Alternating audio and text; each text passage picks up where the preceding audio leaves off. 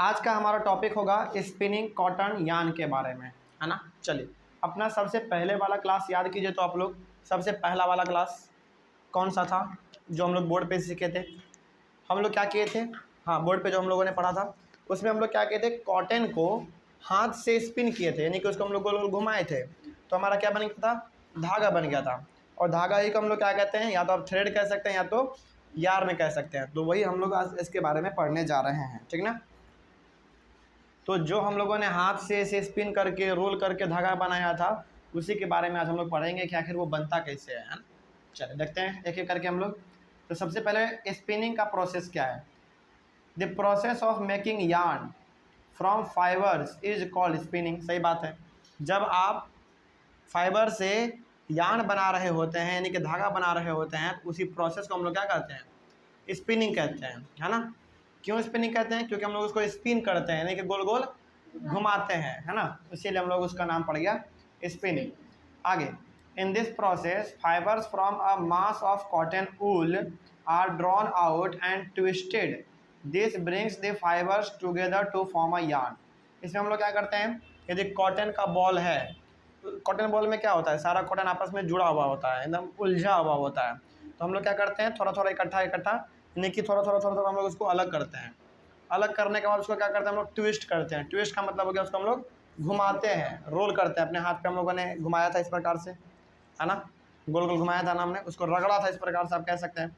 तो जब हमारे पास कॉटन बॉल होता है उस समय पे रुई पूरी तरीके से घुमा हुआ रहता है यानी कि मुरझाया हुआ रहता है, आपस में सब उलझा हुआ रहता है। तो हम लोग क्या करते हैं? उसको अलग अलग करते हैं, थोड़ा थोड़ा करके अलग अलग कर लेते हैं और उसके बाद फिर हम लोग उसको स्पिन करते हैं यानी कि उसको हम लोग ट्विस्ट करते हैं यानी कि धीरे धीरे हम लोग उसको घुमाते हैं, है ना। उसके बाद जब घुमाते हैं तो जितना भी हमारा अलग अलग था, जो बिखरा बिखरा हुआ था धागा, वो हमारा क्या हो जाता है? इकट्ठा हो जाता है ना। जो कॉटन हमारा अलग अलग था वो सारा हमारा इकट्ठा हो जाता है और इकट्ठा होने के बाद हमारा बनता है एक धागा। आगे बढ़ते हैं फिर। A simple device used for spinning is a hand spindle also called takli. देखो पहले ना हालांकि जिस समय पे हमारा चरखा भी नहीं था उस समय के पहले भी हम लोग यार्न को बनाया करते थे टकली से। किसको क्या नाम था उसका? टकली उसका नाम था, समझ रहे हो? हाँ, टकली उसका नाम था। तो ये टकली ना हमारा बहुत पहले का मशीन था, उस समय पे चरखा भी नहीं आया था। तो उस समय पे हम लोग टकली पे इसको हम लोग गोल गोल घुमा घुमा के हम लोग इसको धागा में कन्वर्ट करते थे, है ना। आगे उसके बाद फिर क्या लिखा हुआ है? Another hand operated device use for spinning is चरखा। उसके बाद फिर हमारे पास क्या आ गया? चरखा आ गया, जो कि गांधी जी हमेशा यूज क्या करते थे, है ना। तो गांधी जी जो चरखा यूज क्या करते थे, उस चरखे से हम लोग क्या करते थे? धागा को स्पिन करने में मदद लेते थे हम लोग उसका, है ना। उसी से हम लोग धागे को स्पिन करके उससे हम लोग धागा बनाते थे। कॉटन को यानी कि फाइबर को हम लोग उसमें लपेटते थे, फिर उसको गोल गोल घुमाते थे, फिर जाके हमारा धागा बनता था। आगे बढ़े तो चरखा हो गया, टकली हो गया, ये दोनों अलग अलग चीज़ों से हम लोग किया करते थे, ठीक है ना, धागा बनाने का काम करते थे। आगे, use of charkha was popularised by Mahatma Gandhi as part of the independence movement. तो गांधी जी जब अंग्रेजों के लिए लड़ाई कर रहे थे, अंग्रेजों के लिए नहीं, उसके खिलाफ जो लड़ाई कर रहे थे, यानी कि यहाँ पे अंग्रेजों ने क्या किया था? हमारे कंट्री पे कब्जा कर लिया था। जब उन्होंने कब्जा किया तो अंग्रेज के खिलाफ क्या कर रहे थे? गांधी जी लड़ रहे थे, है ना, प्रोटेस्ट कर रहे थे, आंदोलन कर रहे थे उसके खिलाफ। तो जब वो आंदोलन कर रहे थे तो वो किस चीज़ को हमेशा साथ में लेकर चलते थे? चरखे को। यानी कि चरखा उनका एक तरीके से आप कह सकते हैं कि हथियार था, जो कि ये बताता था कि हम लोग बाहरी चीज़ों का इस्तेमाल नहीं करेंगे, हम लोग अपने कंट्री में खुद सामानों को बनाएंगे और खुद इस्तेमाल करेंगे, है ना। तो चरखा गांधी जी के द्वारा इस्तेमाल किया गया था कब? जब हम लोग आज़ादी के लिए लड़ रहे थे तब। उसी समय से चरखा बहुत ही प्रसिद्ध हो गया, ठीक ना। आगे बढ़ते हैं फिर। Mahatma Gandhi encouraged people to wear khadi. देखो उस समय पे होता क्या था? उस समय पे ना अंग्रेज लोग अपना कपड़ा बना के लाते थे अपने देश से, ब्रिटेन से, और भारत में ला के बेचते थे। लेकिन गांधी जी का कहना था कि आप क्या कीजिए? अंग्रेजों का कपड़ा मत खरीदिए, आप अपना कपड़ा खुद बनाइए, वो भी किससे? खादी से। खादी भी हमारा क्या था? एक फाइबर कह सकते हो, है ना।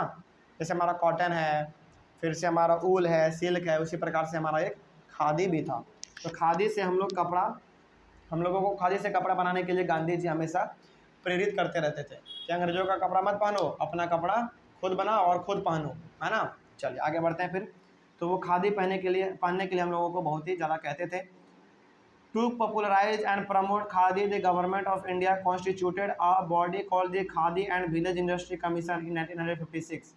गांधी जी ने क्या कहा था कि आप खादी को पहनिए, यानी कि खादी का बना हुआ कपड़ा आप पहनिए।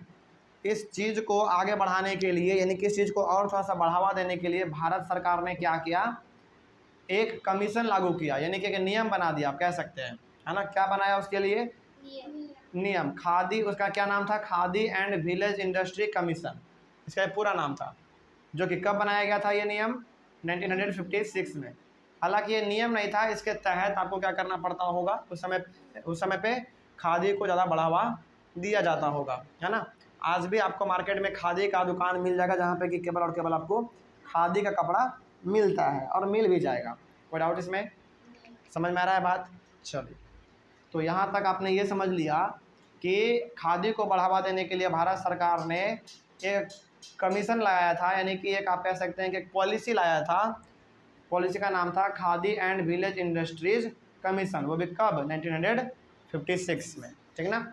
और इस पॉलिसी का क्या मकसद था, खादी को बढ़ावा देना, है ना, खादी को और बढ़ा चढ़ा के आगे लेके जाना। आगे, spinning of yarn on a large scale is done with the help of spinning machine. लेकिन आज स्पिनिंग करने के लिए, आज धागा बनाने के लिए फाइबर से हमारे पास ना हम लोग चरखा का इस्तेमाल करते हैं, ना ही हम लोग तकली का इस्तेमाल करते हैं। आज हम लोग इस्तेमाल करते हैं मशीन का।